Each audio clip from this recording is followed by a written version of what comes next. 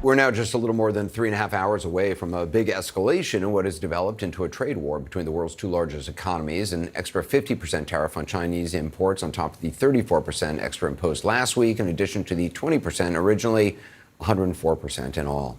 Perspective now from Scott Galloway, NYU professor, host of the Prof G podcast, and co-host with Kara Swisher of the Pivot podcast.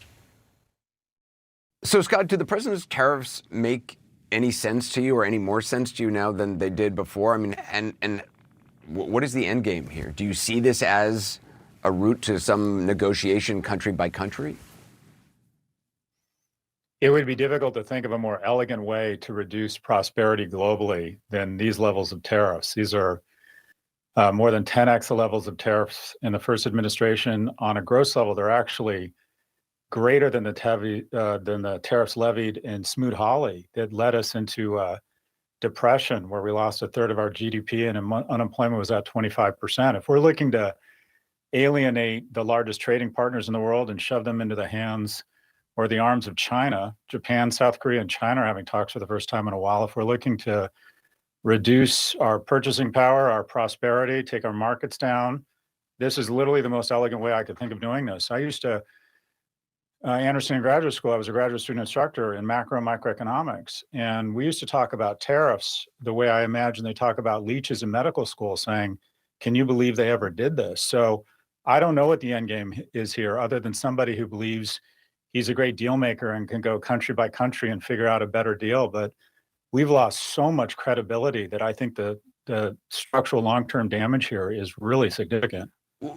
Beyond tariffs, the structural long-term damage, what, to America's reputation, to faith in our economic system? The reputation of America means risk, innovation, IP, great universities. It also means consistency and rule of law. And in literally the last 10 weeks, rule of law has been thrown out the window, whether it's defying court orders or having essentially a used car sale on the White House lawn. It appears we're no longer engaging or holding up rule of law, and we seem totally inconsistent. The tariffs are on, they're off, they're on, they're off. Global trade has been this enormous unlock for the US economy and our prosperity. And anytime we take it down, we get especially hurt. This is the definition of stupid, is doing something that hurts yourself while hurting others. This could not be more stupid.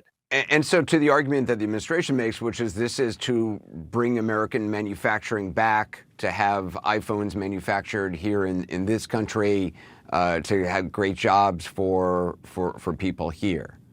The notion that somehow we're just dying for more, first off, we're the second largest manufacturer in the world behind China. We have a lot of manufacturing already.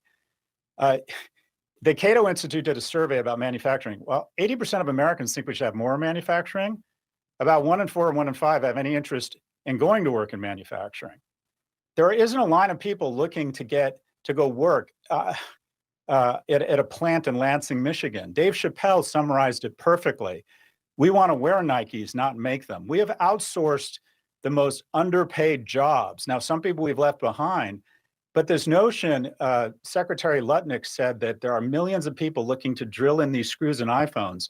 If these tariffs go through, your iPhone's about to go from $1,300 to $2,100.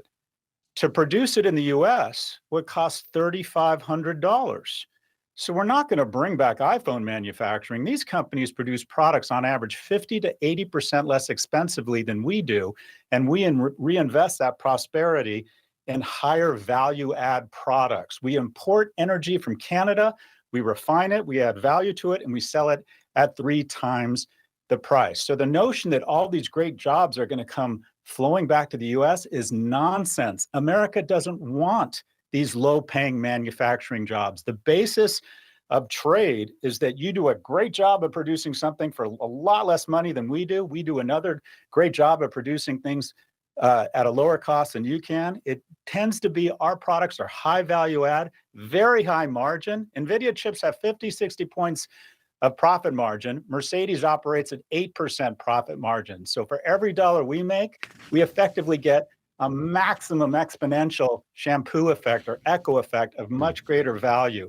Global trade has been the unbelievable unlock for global prosperity. and massive prosperity in the United States. What do you make of Elon Musk's criticism of the administration, in particular, some of the folks around the president, Peter Navarro in particular? I called him a dumber than a sack of bricks and a moron. You know, it makes for good theater. I think Elon Musk is going to fade to black. I predicted 3 weeks ago that within 30 days he would be out of government and Doge, because the bottom line is he could not have anticipated this type of blowback. And I think what really sent chills down his spine was when the province of Alberta and Poland, the nation of Poland, said that they were reconsidering their Starlink contracts. His brand has been so damaged by this, sales plummeting in Europe, and Starlink, which is his growth vehicle and now constitutes more of his wealth than Tesla. He's gonna leave the administration because this has not gone well for him. He is seen as someone who is non-empathetic, someone who has usurped constitutional power illegally, and it is really damaging his brand. So, you know, the fight between him and Peter Navarro, that's good theater. He's going to be gone. He's out. You've been very transparent in your podcast about the millions of dollars you've lost in the market in a 48-hour period last week. Obviously, you know, you're able to take a hit, luckily. There's a lot of people who are depending on their retirement savings to make ends meet right now, thinking about retiring, who are now thinking, well, I can't retire. What are they supposed to do right now? Yeah, look, I want to be clear. This really hurts people. In terms of financial advice, and I've got a lot of emails saying, what should I do?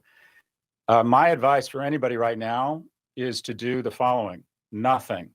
You don't make decisions when you lose someone you love, when you have a financial catastrophe or something really bad happens to you.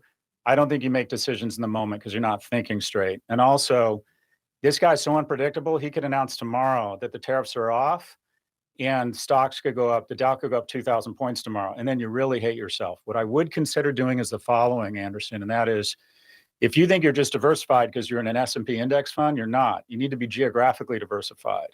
And that is that re-rating we're talking about, where the US may not be able to outrun the multiple contraction in stocks, in my opinion, are due for 5 years of decline in the US. You may want to think about taking some tax losses and then diversifying into other geographies, Asian, Latin American, and European stocks. But you never want to act out of emotion, because usually the same emotion you're feeling is what other people are feeling. And if you had followed some advice from famous CNBC people in 2008 and said, if you can't stand the volatility, get out, and then the markets ripped back and recovered all of their losses within 14 months, think about the hit to your mental health. So what do you do right now? You do nothing in the short run. You do not have emotional panic selling. You talk to people and maybe think about diversifying across geographies, not just across the S&P. Scott Galloway, thanks so much, Scott. Thank you, Anderson.